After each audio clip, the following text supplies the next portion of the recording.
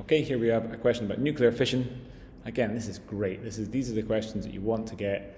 Okay, hit play when you are ready to have a little look at the answers here. Okay, so we've simple question. Imagine this, you're basically at the end of your paper, you're out of breath, and you get this one, no calculations. This is just a bit of recall and a bit of understanding about how a nuclear fission reactor is put together. Don't expect too many of these ones, but they come up every now and again. So we're looking at a moderator.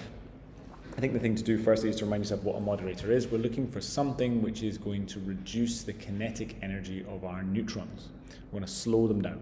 But we don't want to slow them down too much. So it's got to be a material which is going to be kind of possible for our neutrons to pass through, but not be stopped dead. And I think that gives you a really good clue here. Let's look through the answers. Okay. Here we've got the example here of cadmium. Now cadmium is not a moderator. Okay. Cadmium is usually used to make control rods. So you'll remember that the control rods are used to absorb the excess neutrons which are released in a chain reaction. That's what we use them for. So they are not good moderators because they would be too thick or too hard for our neutrons to pass through. So A is out.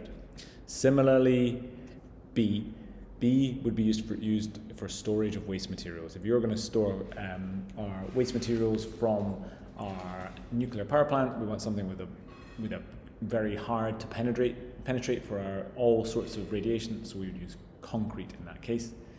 Uranium-238 is a fuel. Okay, if we take uranium-238, it's a potential fuel that we could use in our nuclear reactor, so that leaves us out with water. Hooray! Now water we usually heavy water here. It's a moderator which slows down the neutrons. It means that it's possible for us to do our fission reaction in a safe and controlled way, which is why the answer here is D.